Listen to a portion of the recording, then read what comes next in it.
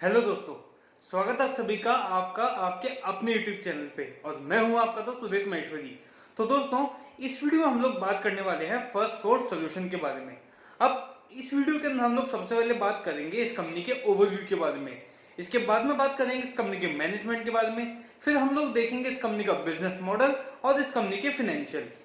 तो अब अगर हम लोग सबसे पहले बात हमारी यहाँ पे शुरू करें और बात करें इस कंपनी के ओवरव्यू के बारे में, तो ये जो कंपनी है वो है आरपी संजीव गोयनका ग्रुप की एक सब्सिडरी कंपनी। और यहाँ पे जो मिस्टर संजीव गोयनका है वो मोर देन 21 कंपनीज को at present all over the world run कर रहे हैं। अब यहाँ पे जो इनके फादर थे वो एमपी रह चुके थे राज्यसभा के अंदर, और उनके पास में काफी अच्छा खासा पॉलिटिकल पावर था। तो उस वजह से इन लोगों ने उस वक्त काफी सारे एक्विजिशंस किए थे एक कंपनी के थ्रू, जो कि इन्होंने 1979 के अंदर स्टेब्लिश की थी, जिसका नाम था आरपीजी एंटरप्राइजेस। और यहाँ पे इन लोगों ने जो एक्विजिशन किए थे और इसमें काफी बड़े सारे नाम शामिल थे, जिसके अंदर आता है सीए टायर्स, केसी इंटरनेशनल और सारेगामा। इसके अलावा इन लोगों का जो ट्रेडिशनल बिजनेस था वो था कमोडिटी लैंडिंग का और कमोडिटी की ट्रेडिंग का, जो कि इन लोगों ने 1970 के अंदर स्टार्ट किया था।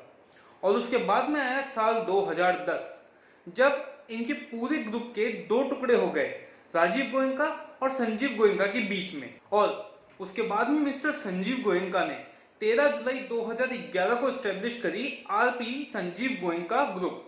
और इस ग्रुप के अंदर अलग अलग सेक्टर्स की काफी सारी कंपनीज शामिल हो गई। अब ये जो सेक्टर्स थे उसके अंदर जो सेक्टर्स आए वो उनके पास में थे, सबसे पहला पावर एंड एनर्जी का सेक्टर, इसके बाद आया कार्बन ब्लैक मैन्युफैक्चरिंग का सेक्टर, इसके बाद में आईटी सर्विसेज जिसके अंदर इनके पास फर्स्ट सोर्स सॉल्यूशन आ गई, इसके अलावा रिटेल का सेक्टर इनके पास में था, इनके पास में एजुकेशन का इंफ्रास्ट्रक्चर का सेक्टर भी था, और भी काफी सारे सेक्टर्स इनके पास में आ गए थे। अब इसके बाद में अगर हम लोग फर्स्ट सोर्स सॉल्यूशन की बात करें तो 31/3/2020 तक फर्स्ट सोर्स सॉल्यूशन के पास में एक डोमेस्टिक सब्सिडरी थी, 13 फॉरेन की सब्सिडरी थी और एक इनके पास में एसोसिएट कंपनी थी। और दोस्तों, अब अगर हम लोग वीडियो में आगे बढ़े और बात करें इस कंपनी के मैनेजमेंट के बारे में, जिसमें अगर हम लोग सबसे पहले बात करें मिस्टर संजीव गोयनका के बारे में, तो मिस्टर संजीव गोयनका का अगर हम लोग एजुकेशन क्वालिफिकेशन देखें तो इनका एजुकेशन क्वालिफिकेशन जो है वो काफी नॉर्मल है। इन्होंने ग्रेजुएशन किया था सेंट जेवियर कॉलेज कोलकाता से। और बात करें अगर इनके वर्क एक्सपीरियंस के बारे में, तो ये फॉर्मर मेंबर रह चुके हैं prime minister council on trade and industry के। इसके अलावा फोर्ब्स 2021 के हिसाब से इनका जो नेटवर्थ है अभी के टाइम पे वो 2 बिलियन यूएसडी से भी ज्यादा का है। और इसके अलावा एट प्रेजेंट ये सर्व कर रहे हैं as a chairman of BOD of Woodland Media Centre Limited को। और दोस्तों, अब मैनेजमेंट में अगर हम लोग बात करें इस कंपनी के एमडी और इस कंपनी के सीईओ के बारे में, जो कि है मिस्टर विपुल खन्ना, तो यहाँ पे अगर हम लोग विपुल खन्ना का एजुकेशन क्वालिफिकेशन देखें तो वो सीए और सीएमए दोनों हैं।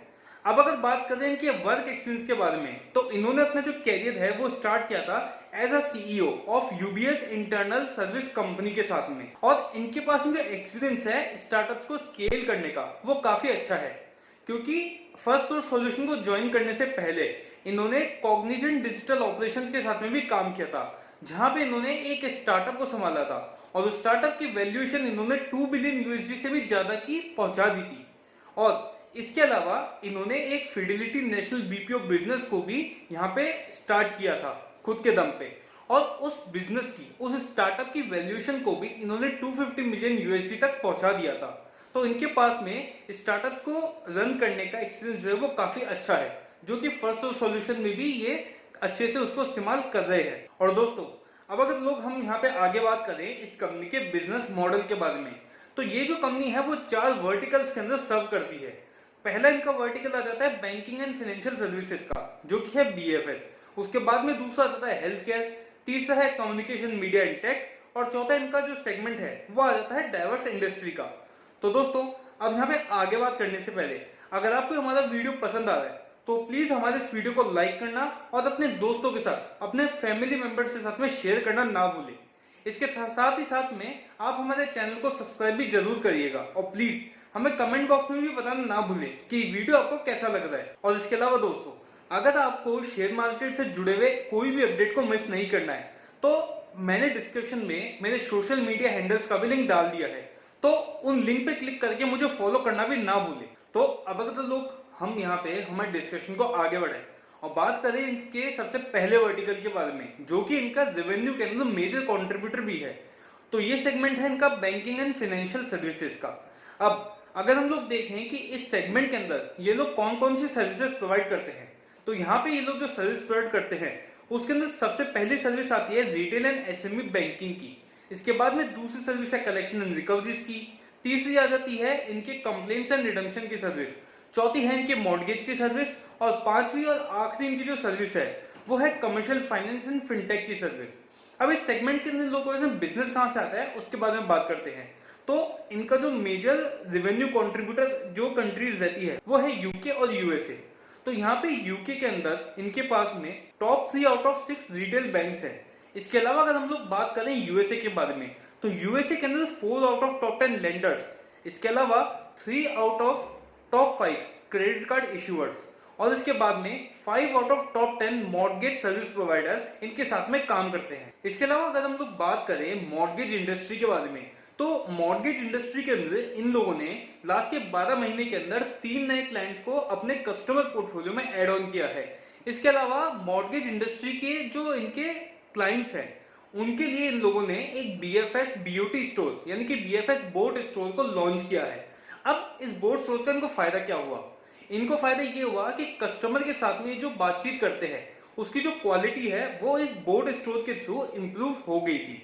इसके बाद में अगर हम लोग देखें इनका क्रेडिट कार्ड वाला सेगमेंट, तो इनका जो क्रेडिट कार्ड का सेगमेंट है कोरोना की वजह से वो काफी ज्यादा हिट हो गया था, क्योंकि यहाँ पे लोगों ने क्रेडिट कार्ड का जो इस्तेमाल करने का परसेंटेज था वो काफी हद तक कम कर दिया था। और इसको कम करने के बाद में इनके सेगमेंट के लिए खतरा पैदा हो गया था। लेकिन ये खतरा टल गया था यूएसए की गवर्नमेंट की वजह से, क्योंकि यहाँ पे यूएसए गवर्नमेंट ने, जैसे कि आप लोगों को पता होगा, एक स्टिमुलस प्रोग्राम को लॉन्च कर दिया था।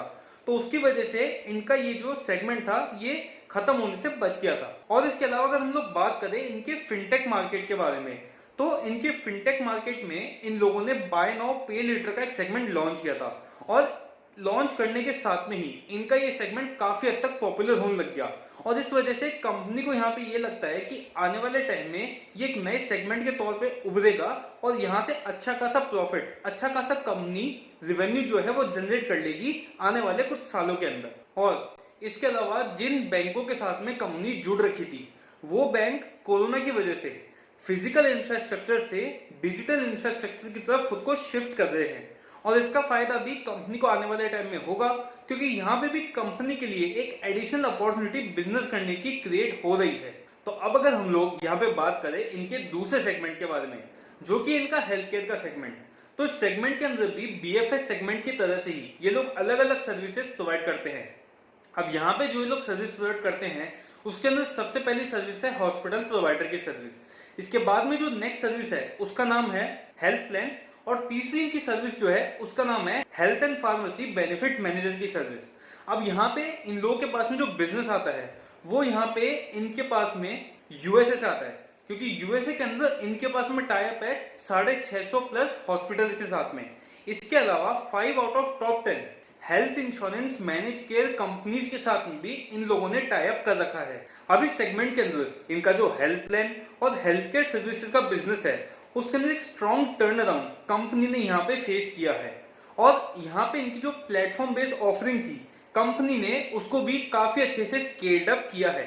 और वहीं पे अगर हम लोग बात करें इनके हेल्थ केयर प्रोवाइडर सर्विसेज के बारे में, तो यूएसए के अंदर वैक्सीनेशन होने के बाद में इनको इस बिजनेस के अंदर ग्रीन शूट्स यहाँ पे दिखाई देने लग गए हैं in terms of strong pipeline for cross selling platform based services. अब इसके अलावा हेल्थ केयर सेगमेंट के अंदर इन्होंने 2 नए बिजनेस को भी एड ऑन किया है अपने इस पोर्टफोलियो के अंदर। और ये जो इनके बिजनेस है ये है टेली हेल्थ का बिजनेस, और यहाँ पे रिमोट पेशेंट मॉनिटरिंग का बिजनेस भी शामिल है। तो अब अगर हम लोग हमारे डिस्कशन को आगे बढ़े और बात करें इस कंपनी की तीसरे सेगमेंट के बारे में, जो कि है कम्युनिकेशन मीडिया एंड टेक का सर्विसेज, तो इस सेगमेंट के अंदर भी ये लोग डिफरेंट सर्विसेज प्रोवाइड करते हैं, जैसे कि streaming services, consumer tech, shared economy, e commerce and cable TV, broadband and telephony. अब इनके पास में इस सेगमेंट के अंदर 1 out of top 2 broadcasting media company है यूके से, और इसके अलावा 2 out of top 6 telecom and broadcasting company है यूएसए से। अब इन्होंने इस सेगमेंट के अंदर कुछ नए डिजिटल मीडिया अकाउंट्स को अपने कस्टमर के पोर्टफोलियो के अंदर ऐड ऑन किया है और ये जो भी अकाउंट्स हैं ये सारे यूके बेस्ड कंपनीज के हैं। और इसके अलावा बात करें इनकी चौथे सेगमेंट के बारे में जो कि है डाइवर्स इंडस्ट्रीज का सेगमेंट, तो इस सेगमेंट के अंदर ये लोग गवर्नमेंट एंटिटीज और यूटिलिटीज के साथ में डील आउट करते हैं और यहाँ पे ये लोग काम करते हैं 1 out of top 3 utility companies in UK. तो अब अगर हम लोग हमारे इस वीडियो के लास्ट पार्ट का डिस्कशन स्टार्ट करें जो कि है फाइनेंशियल का सेक्शन, तो यहाँ पे अगर हम लोग सबसे पहले इस कंपनी का रेवेन्यू फ्रॉम ऑपरेशन देखें तो यहाँ पे फाइनेंशियल ईयर एंड होने तक इस कंपनी ने जो रेवेन्यू जनरेट कर लिया था वो करा था 50,780 मिलियन आईएनआर का और ईयर ऑन ईयर बेसिस पे यहाँ पे कंपनी ने 23.9% की ग्रोथ को रजिस्टर किया था। अब अगर हम लोग यहाँ पे बात करें इस कंपनी के ज्योग्राफी वाइज रेवेन्यू के बारे में तो यूएसए इनके रेवेन्यू के अंदर सबसे बड़ा कंट्रीब्यूटर रहा था। यहाँ इनके पास में यूएसए से जो रेवेन्यू का परसेंटेज आया था वो आया था ऑलमोस्ट 2/3 का परसेंटेज। अब इसके बाद में जो यूके है वहां से 30 से 32% का रेवेन्यू कंपनी ने जनरेट किया और रेस्ट ऑफ द वर्ल्ड से कंपनी ने 2 से 4% का रेवेन्यू यहाँ पे जनरेट किया था। और वहीं पे अगर हम लोग बात करें इनके वर्टिकल वाइज कंट्रीब्यूशन के बारे में तो जैसा कि हमने वीडियो में आपको स्टार्टिंग में बताया था कि इनका जो सबसे बड़ा कंट्रीब्यूटर रहता है वो रहता है बैंकिंग एंड फाइनेंशियल सर्विसेज का सेगमेंट, तो वहां से इनके पास में 52% आया। सेकंड नंबर पे रहा इनका हेल्थ केयर का सेगमेंट जहां से 27% का रेवेन्यू कंपनी ने जनरेट किया था। 19% आया कम्युनिकेशन मीडिया एंड टेक के वर्टिकल से। इसके बाद में डाइवर्स इंडस्ट्रीज ने सबसे कम सिर्फ 2% का कंट्रीब्यूशन किया इनके रेवेन्यू के अंदर। वहीं अगर क्लाइंट वाइज इनका रेवेन्यू देखें तो इनका जो टॉप क्लाइंट्स है वहां से इनके पास में 16% का रेवेन्यू निकल करके आया और वहीं अगर टॉप 5 क्लाइंट्स की बात करें तो वहां से इनके पास में 41% का रेवेन्यू कंपनी ने जनरेट किया। और वहीं अगर हम इनकी सर्विस वाइज रेवेन्यू को भी देख लें तो यहाँ पे 48% का रेवेन्यू निकल करके आया इनके डिजिटली एम्पावर्ड कॉन्टेक्ट सेंटर से। 45% का इनका जो रेवेन्यू कंट्रीब्यूटर था वो था इनका इंटेलिजेंट बैक ऑफिस की सर्विसेज और बचा हुआ जो 7% का कंट्रीब्यूशन आया वो आया था इनके प्लेटफॉर्म ऑटोमेशन एंड एनालिटिक्स से। और अब अगर हम लोग नेक्स्ट यहाँ पे देखें इस कंपनी के मार्जिन और सबसे पहले बात करें ईबिटा मार्जिन के बारे में यानी कि earning before interest tax and depreciation, तो यहाँ पे इस कंपनी का जो मार्जिन था फाइनेंशियल ईयर 2016 से लेके फाइनेंशियल ईयर 2021 तक पहुंच गया 12.6% से 15.8% तक। और इन टर्म्स ऑफ नंबर अगर मैं बात करूं तो ये 3901 मिलियन आईएनआर से बढ़ करके पहुंच गया 8042 मिलियन आईएनआर तक। तो अब अगर हम लोग यहाँ पे नेक्स्ट बात करें इनके प्रॉफिट आफ्टर टैक्स के बारे में तो अगर हम लोग इसकी वैल्यू की बात करें फाइनेंशियल ईयर 2016 से लेके फाइनेंशियल ईयर 2021 तक तो 2605 मिलियन से बढ़ करके ये पहुंच चुका है 3617 मिलियन आईएनआर तक। और वहीं अगर बात करें इन टर्म्स ऑफ परसेंटेज तो 8.1% से इनका मार्जिन गिर करके 7.1% पे पहुंच चुका है इस सेम पीरियड के दौरान ही। और अब अगर हम लोग नेक्स्ट यहाँ पे देखें इस कंपनी की डेट को तो फाइनेंशियल ईयर 2016 से फाइनेंशियल ईयर 2021 तक 8555 मिलियन आईएनआर से गिर करके इस कंपनी की डेट पहुंच चुकी है 6045 मिलियन आईएनआर तक। वहीं अगर अब हम इस डेट को क्लासिफाई करके देखें दो टुकड़ों में और इसमें हम सबसे पहले बात करते हैं इस कंपनी की लॉन्ग टर्म डेट के बारे में तो इस सेम पीरियड के अंदर इस कंपनी की जो लॉन्ग टर्म डेट है वो 7030 मिलियन आईएनआर से गिर करके पहुंच चुकी है 1678 मिलियन आईएनआर तक। वहीं अगर हम लोग बात करें इस डेट के दूसरे पार्ट के बारे में जो कि है इनका शॉर्ट टर्म डेट तो इस सेम पीरियड के दौरान जो इनकी शॉर्ट टर्म डेट है वो 1525 मिलियन आईएनआर से बढ़ करके 4367 मिलियन आईएनआर तक पहुंच चुकी है। और अब अगर हम लोग नेक्स्ट बात करें इस कंपनी की ROCE के बारे में यानी कि रिटर्न ऑन कैपिटल एम्प्लॉयड तो फाइनेंशियल ईयर 2016 से फाइनेंशियल ईयर 2021 तक वो पहुंच चुकी है 12.5% से बढ़ करके 17.6% तक। वहीं पर अगर हम लोग बात करें ROE के बारे में यानी कि रिटर्न ऑन इक्विटी के बारे में तो सेम पीरियड में जो उनकी रिटर्न ऑन इक्विटी है वो 14.7% से 12.9% पे पहुंच चुकी है। लेकिन यहाँ पे अगर इस कंपनी ने जो क्वार्टर फोर्थ के रिजल्ट में एक्सेप्शनल आइटम को शो किया था अगर वो आइटम इस क्वार्टर के रिजल्ट में नहीं होता तो यहाँ पे इस कंपनी का रिटर्न ऑन इक्विटी निकल के आता 16.1% का। अब यहाँ पे जो एक्सेप्शनल आइटम था अगर आपको पता नहीं हो तो मैं बता दूं ये 1151 मिलियन आईएनआर का था और ये आइटम यहाँ पे क्यों कंपनी को शो करना पड़ा, उसके पीछे की कहानी अब हम लोग यहाँ पे समझते हैं। तो अब ये कहानी शुरू होती है अप्रैल 2018 से। अप्रैल 2018 के अंदर फर्स्ट सोर्स सॉल्यूशन ने एक पार्टनरशिप एग्रीमेंट किया था एक one of the largest business group mortgage business के अंदर, जो कि यूएसए बेस्ड था। अब यहाँ पे ये एग्रीमेंट जो है कुछ इस तरीके से हुआ था कि यहाँ पे फर्स्ट सोर्स सॉल्यूशन जो है मॉर्गेज बिजनेस के अंदर जो भी रेवेन्यू जनरेट करेगी उसमें से एक small minority equity position hold करेगा ये business group on the basis of revenue realised by FSL in mortgage business.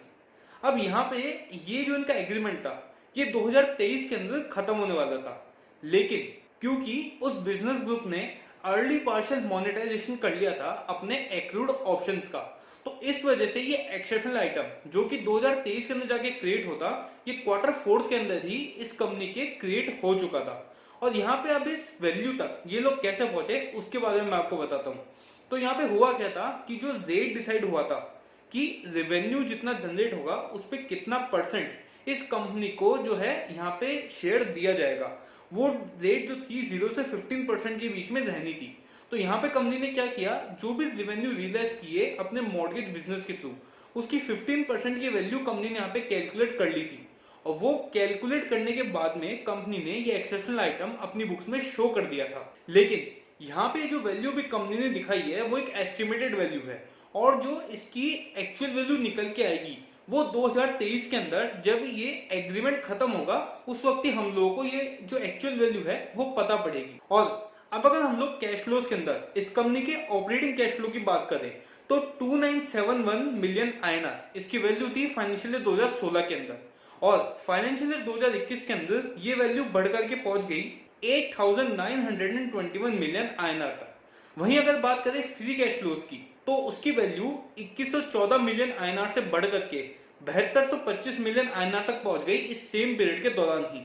और इसके अलावा नेक्स्ट जो इनका फाइनेंशियल रहेगा उसके लिए जो मैनेजमेंट ने टारगेट सेट किए हैं उसमें सबसे पहला टारगेट था कि इनके हर वर्टिकल के अंदर 15 से 18% की growth year on year basis पे जो कंपनी है वो अचीव करेगी। इसके अंदर लोगों ने मॉर्गेज बिजनेस का जो सेगमेंट है इनके बीएफएस सेगमेंट के अंदर उसको साइड में रख दिया है, क्योंकि वहां पे अभी कंपनी को लगता है कि इतनी अच्छी ग्रोथ वो सेगमेंट जो है वो जनरेट करके नहीं दे पाएगा। इसके अलावा जो ऑपरेटिंग मार्जिन है उसकी एक्सपेक्टेशन कंपनी ने रखी है 11.8% से लेकर 12.3% के बीच में। तो दोस्तों ये था हमारा पूरा वीडियो फर्स्ट सोर्स सॉल्यूशन के ऊपर। उम्मीद करते हैं कि वीडियो आपको जरूर से पसंद आया होगा। तो प्लीज दोस्तों इस वीडियो को लाइक करना, शेयर करना और हमारे चैनल को सब्सक्राइब करना ना भूलें। तब तक के लिए धन्यवाद।